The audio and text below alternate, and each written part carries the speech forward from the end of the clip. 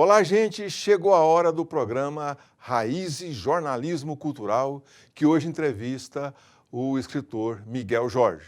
O programa Raízes Jornalismo Cultural, que é cultura, que é jornalismo, começa já. E o nosso convidado hoje, Miguel Jorge. Uma alegria receber você aqui de novo, Miguel. Obrigado. Também é um prazer estar novamente no seu programa.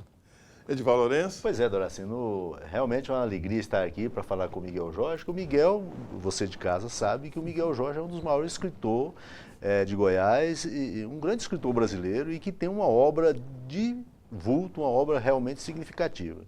E é verdade. Obrigado. E o Miguel, além disso, é dramaturgo, né? Ator. Eu tive o prazer de ver um tempo atrás o Miguel interpretando um texto seu mesmo. Nós já conversamos sobre isso, Miguel, mas como que a literatura, quando você começou a escrever, como isso aconteceu e em que época que foi? Tudo tem uma história, né? A minha história remonta em Umas, a cidade onde eu fui criado, e um grupo escolar, 19 de março, onde eu estudei, e que as minhas professoras descobriram. Elas me contaram isso muito tempo depois, descobriram em mim uma certa vocação para a literatura, para o teatro, que eu não sabia. Mas, quando tinha oportunidade, elas pediam para eu declamar um poema numa festinha de escola, participar de um papel num pequeno esquete, teatro, enfim. Bom, depois de muito tempo, eu sempre gostei de ler muito. O livro, para mim, é uma coisa sagrada. A coisa que eu mais gosto de comprar nesta vida são livros. Não me canso de comprar livros. Aí, depois de formado, lá em Belo Horizonte, formei em farmácia bioquímica, eu voltei para Goiânia para trabalhar e fui fazer a faculdade de Direito. Aí eu me deparei na minha sala com 8 escritores.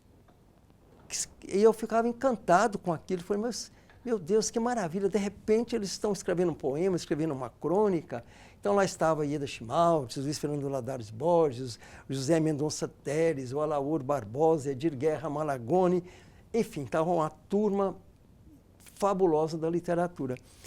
E eles me convidaram para fazer parte do grupo, e eu ainda não tinha despertado para essa maravilha que é você descobrir a palavra, descobrir o poder da palavra, você tentar moldar a palavra, que é uma coisa imoldável. Você luta para conseguir, né, trazer a palavra para você, mas ela está sempre escapando.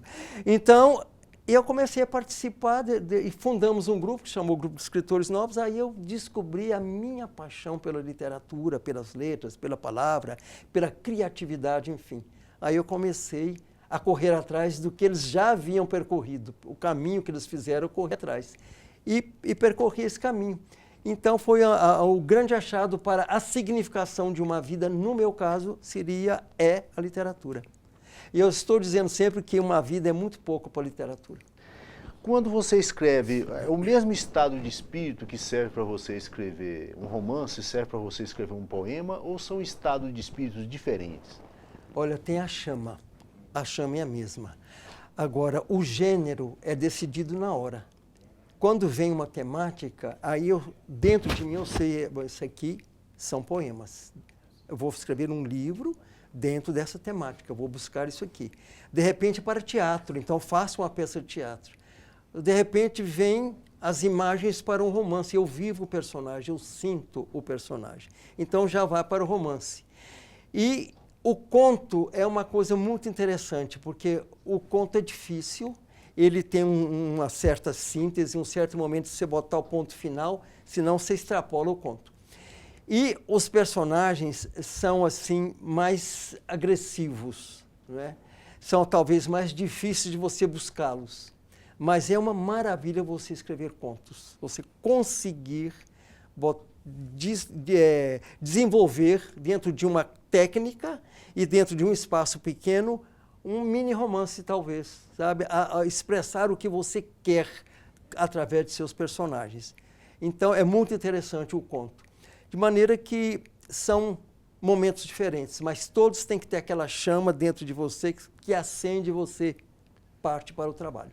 É preciso ter, para poder fazer um bom texto, qualquer que seja o gênero, é preciso ter um certo estranhamento com a realidade. Sim. Senão o texto fica morno. Como é que é isso? Sim. A realidade é o ponto de partida, né? Você tem uma realidade, claro, você precisa dela.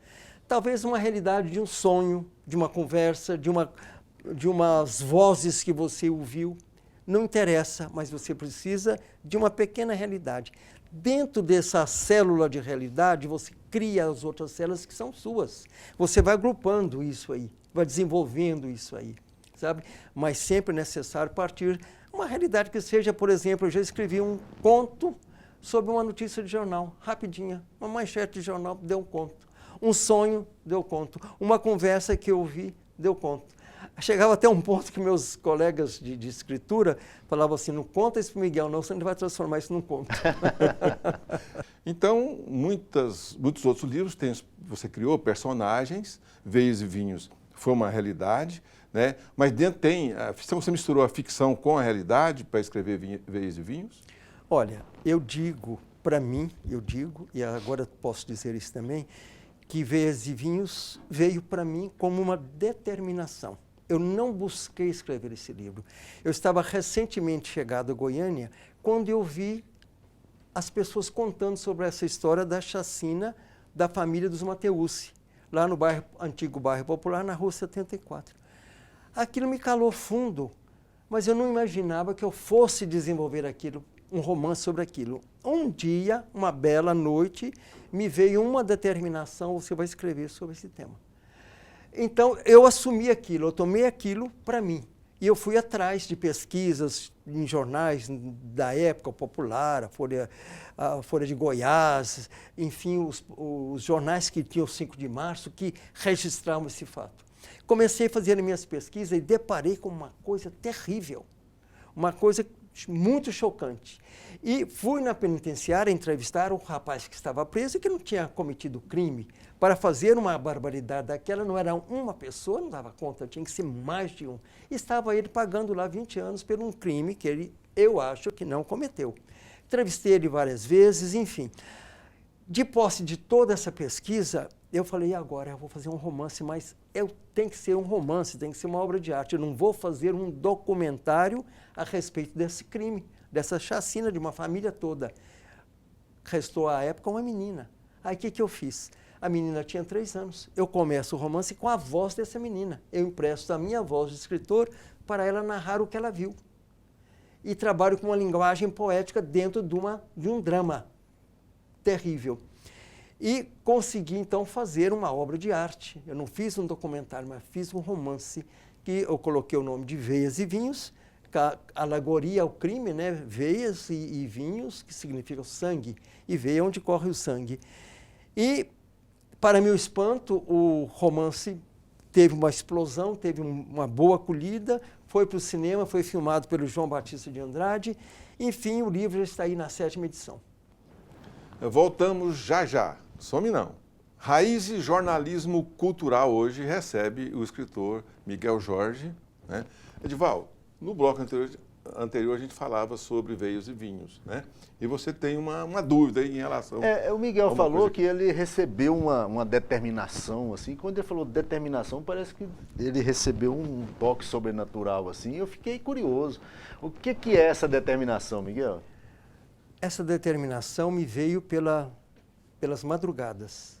Era 3h30 da madrugada, porque eu havia desistido de escrever esse romance. Sim. Ele estava me pesando muito, estava me machucando muito. Aí uma voz veio ao meu ouvido e falou, levanta e vai escrever o seu romance. Eu não costumo contar essas coisas, mas hoje estou falando. Levantei, era 3h30 da manhã e comecei a escrever o Veias e Vinhos. Só parei no ponto final, mas me veio essa determinação. Como me veio uma outra coisa muito interessante, quando eu estava terminando isso, escrevendo lá na minha biblioteca, com uma máquina ainda, escrevendo uma máquina, vejo assim, olha, um mulato enorme parado aqui na minha frente. Eu assustei com aquela figura, falei, o que você está fazendo aqui? Quem é você? Ele falou, sou Flecha e eu vou entrar nesse romance. Falei, você não vai entrar no romance não, porque está fechado. Ele falou, vou sim. Você vai abrir um espaço e colocar, meu nome é Flecha. E eu sou evadido da penitenciária e desapareceu. E falava em gíria.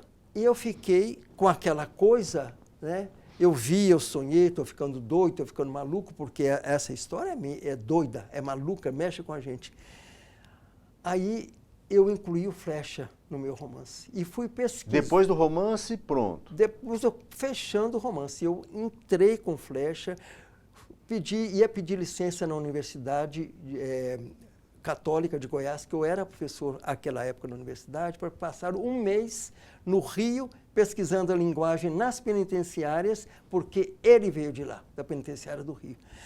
Quando foi um belo dia, que eu já estava encaminhando para sair de licença para fazer essa pesquisa, me chega Alcione Abrão, uma escritora amiga, com um caderno assim.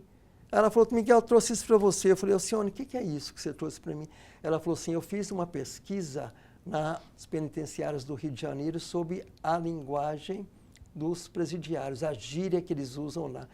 Eu sentei, falei, escuta, você sabia que eu estava em busca disso, eu procuro disso? Ela falou, não sabia. Tanto assim que eu coloco no livro pesquisa de Alcione Abrão. Não é minha essa pesquisa. Miguel, essa voz que te apareceu, foi sua voz ou ela tinha outros complementos? Não, é uma voz que não é minha. Eu não sei de quem é a voz, mas é uma voz que veio, Sei. sabe, completamente diferente, mas ordenando quase. Levanta e vai escrever seu romance, porque eu já tinha abandonado esse romance, estava escrevendo um livro de contos. E o mulato, era físico, era um ser espectral? Não, assim? físico total, totalmente forte, físico, falando grosso. Bom, sabe? São coisas que acontecem, acho que na vida do escritor, né? Você tem uma certa mediunidade. Eu acho que você tem uma conexão com alguma coisa além desse normal que nós vivemos. a criação do personagem envolve uma coisa, também, claro. Né, estranha. Né, Isso. Bem, você disse que escreveu esse livro na sua biblioteca, com a máquina de escrever. Esse hábito ainda perdura até hoje? Não. Hoje eu estou no computador, né, bem modernizado. E com a facilidade, toda a facilidade que um computador te oferece. Tá. Bom, você preparou para nós aí um poema seu. Está aqui. Então, dá para a gente Claro. ouvir Miguel Jorge por Miguel Jorge. Tá, o livro se chama As 7 Regras do Jogo. Não é? Claro. Esse é um poema de uma série que se chama Jornais. Vozes de tudo, de nada os jornais. Língua escura presa na garganta dos que choram. Aos que riem da sede vão ao encontro do tédio. Notícias, notícias, tícias de algumas trevas no trevor dos contrários. No fechar das páginas, fecham-se os bordados, os borrões de agora, outros se abrirão aos vapores de outrora. Para se matarem, os jornais matam o que de pouco há neles. Também mata-se de tédio, de inanição, torturas do coração. As coisas paridas no lixo são vistas no luxo. A voz seca das frases marca sentenças que não existem. O côncavo convexo das leis que ainda se cultua. Para não matar os amores, se mata de tédio. O lixo aflora-se aos saltos de todos os assaltos. Finíssimos os cortes da lâmina faca. Eis o que são. Amordaçam-se as luzes do dia. O inferno em vermelho arde. Para não se matarem de inanição, os jornais se matam, as direitas e as esquerdas, por cima dos ombros. E a cada instante se completam no branco preto fervor das páginas selvagens. Que farem depressa para minha amada, que hoje é um belo dia para estar com a cara estampada nas colunas de um jornal. Que digam a minha amada por mim e por alhures, que o seu rosto se avaria em beleza pelo lado que se espia. Diga a ela que os exercícios feitos na cama deixaram aos longe linhas de seu corpo em sobressaltos. E são sempre os mesmos olhos, ávidos a avaliar sua aparência de humana raça. Muito bem. Muito Obrigado. bem. Miguel, Atual, é, é um poema atual, né? é de uma Valores. reflexão dolorida e profunda sobre a imprensa de hoje em dia. Recentemente eu ouvi um cineasta dizendo o seguinte, que hoje em dia quem está pautando os jornais são os bandidos.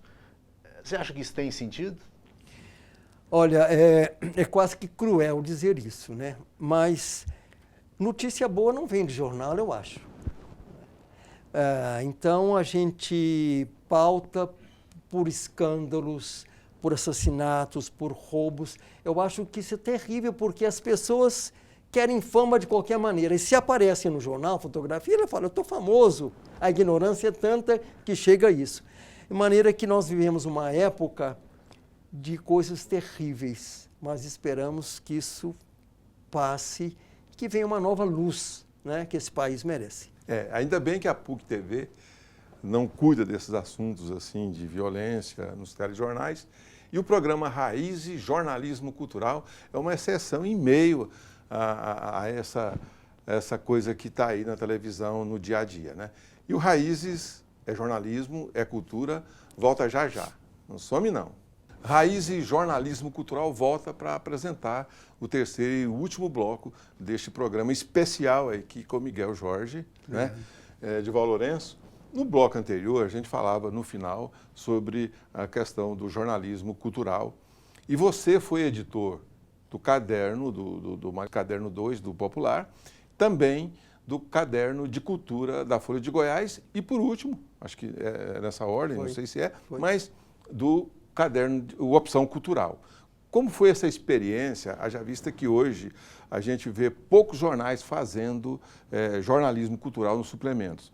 O Opção é uma exceção, vai fazer fez 40 anos agora, recentemente, né, que o jornal circula e sempre com o Opção Cultural. Como é que foi essa experiência sua, Miguel, na edição, como editor desses cadernos? Olha, de cada um em particular foi uma grande experiência, né? Eu tive primeiro na Folha de Goiás durante 10 anos, no Popular durante 8 anos e depois passei para a Opção, que é um suplemento, que é uma brisa em meio a todo esse noticiário que a gente vê, que a gente ouve, que a gente lê. Então eu dou os parabéns ao Euler Belém, José Maria, ao Carlos William, a toda a equipe que ainda mantém acesa essa chama da literatura e das artes de um modo geral. É benéfico para a humanidade, para Goiás, para o Brasil. E esse suplemento que é reconhecido no Brasil todo. Eu tenho vários amigos que moram no Rio, moram em São Paulo, que pedem que eu mande para eles o suplemento do Opção. Então veja a largueza que tem esse jornal de alcance, né, cultural, e a gente só pode parabenizar e fazer força e empenhar para que permaneça. Que permaneça, porque é raro nos jornais de hoje. Muito raro hoje em dia. Miguel, vamos falar um pouco sobre o seu romance, A Minha Querida Beruti, né? Fala um pouco sobre esse livro. Vamos embora. Olha, esse romance, Minha Querida Beruti, é um livro que eu escrevi todo baseado em uma família árabe que veio do Líbano para o Brasil, né? E eu não pensei que fosse ficar tão longo assim, mas é que a história dos árabes vindo para o Brasil, esse choque de cultura, essa luta, né, para começar a sobrevivência aqui com família. É uma raça brilhante, trouxeram muita cultura para nós, principalmente na culinária, né? Enfim, eu prestei essa homenagem, escrevi esse romance e que, de certa forma, já está sendo reconhecido. Saiu uma resenha no jornal Pravda, não é, da Rússia, escrita pelo, ele chama Ayrton Gonçalves, e de São Paulo, jornalista de São Paulo, saiu lá na Itália pelo Giovanni Ricciardi, que já é um grande amigo nosso, conhecido nosso. De maneira que já tem alguma coisa já circulando fora do Brasil. Isso, para mim, é um grande reconhecimento e o escritor espera isso, que o seu trabalho seja reconhecido, que seja criticado, que seja analisado. Então está aí, Minha Querida Beruti. E Miguel, essa mistura de árabe com os portugueses, eu sou descendente de português, no meu lado, tem um lado da minha família que é descendente de português. Mas se a gente for observar, os portugueses e os árabes, num determinado momento, eles foram muito misturados na Península Ibérica, né? Os mouros nada mais Sim. eram do que os árabes Sim. ocupando aquele espaço. Eles ocuparam a Península Ibérica por 800 anos, né? Então, assim, praticamente todos nós aqui somos descendentes, o Doracino também é descendente português, tal, todos essa descendência portuguesa nossa também não deixa de ter uma certa descendência árabe, né? É certo que a religiosidade cristã e a religiosidade muçulmana acabou distanciando o pensamento, o jeito de ver o mundo e tal, mas no fundo, somos todos de uma descendência só, se formos olhar mais a longa distância, né? Sim, eu acho que você tem toda a razão. E a gente, no fundo, traz um pouco dessa cultura, um pouco dessa tradição, não é? De qualquer forma, está presente no dia a dia, no linguajar, nas palavras que você busca, na comida que você faz, não é? Então, eu acho que é uma bela contribuição árabe para nós, para os brasileiros, de forma geral, para as pessoas, né? Para o mundo que convive com isso aí. Vale lembrar que também na cultura popular daqui de Goiás, todas as manifestações da nossa cultura, como a Folia de Reis, que acontece agora em janeiro, veio da Península Ibérica, lá de Portugal. Não é? E muitas delas são de lutas dos nativos contra os mouros, como a cavalhada e tal, né? Então, quer dizer, os mouros que são os árabes, estão entranhados na nossa cultura de forma indissociável, né? Mas o Miguel, eu tenho um aspecto que eu admiro muito e eu gostaria de perguntar para ele, Doracino, é o seguinte: o Miguel é um sujeito que tem uma produtividade enorme, que dá inveja em todos os escritores, todo mundo que trabalha com literatura, tem aqui em Goiás, pelo menos, a gente tem inveja do Miguel, porque o Miguel produz muito. Miguel, que hora que é que você tem tempo? Que você faz uma porção de coisas. Que hora que você tem tempo de escrever? Porque você lê, você cuida da sua vida de um modo... Ou seja, você tem uma vida muito ativa. Que hora que você tem tempo de escrever? Eu escrevo bastante à noite, né? À noite eu dedico mais à literatura, à leitura e à escritura, né? E quando eu tenho tempo à tarde, porque as manhãs estão todas tomadas, mas à tarde, quando eu tenho um tempinho, eu também trabalho. Mas basicamente à noite, que está mais calmo, está tranquilo, eu estou por conta daquilo ali, concentração total. As 7 regras do jogo. Vamos falar um pouco sobre ele. Vamos. Estamos chegando no final do programa. Aqui. Não poderíamos deixar de falar sobre o último livro. Sim. Esse livro tem as ilustrações do Deck, que é um grande pintor aqui, artista plástico de Goiás. Também, minha querida Beirute, as ilustrações e concepção do livro dele. A capa também é dele. A capa também é dele. Essa bela capa é dele e essa também. De maneira que as 7 regras do jogo foi um parto longo, porque o poema é uma coisa muito sintética, muito concentrada, e eu gosto de trabalhar muito a linguagem, né?